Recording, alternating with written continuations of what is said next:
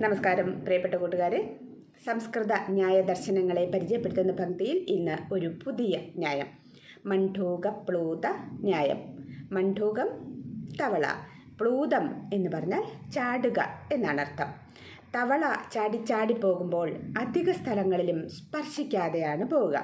അത് ലക്ഷ്യത്തിലെത്തുകയും ചെയ്യും. ഏത് സന്ദർഭത്തിലാണ് നമ്മുടെ ജീവിതത്തിൽ നമ്മൾ മണ്ഡൂക പ്ലൂത ന്യായം ഉപയോഗിക്കുന്നത് അല്ലെങ്കിൽ പ്രയോഗിക്കുന്നത്? ഒരു ചെറിയ ഉദാഹരണം പറയുകയാണെങ്കിൽ, ഒരു പുസ്തകത്തിൻ്റെ അങ്ങുമിങ്ങുമൊക്കെ വായിച്ചിട്ട് പുസ്തകത്തെപ്പറ്റി മൊത്തത്തിൽ ഒരു അഭിപ്രായം അങ്ങ് പറയുക. നമ്മുടെ ഫേസ്ബുക്കുകളിലൊക്കെ നമുക്ക് വായിക്കാൻ കിട്ടുന്ന കാര്യങ്ങൾ ഇത്തരത്തിലാണ് കമൻ്റായിട്ട് അല്ലെങ്കിൽ താഴെ കുറിപ്പായിട്ടൊക്കെ എഴുതുന്നത്. വേണ്ടിടത്ത് വേണ്ട പോലെ കടന്നു ചെല്ലാതെ മൊത്തത്തിൽ അതിനെ അവലോകനം ചെയ്ത് പറയുന്ന അഭിപ്രായം അത് പലപ്പോഴും ശരിയായിക്കൊള്ളണം എന്നില്ല.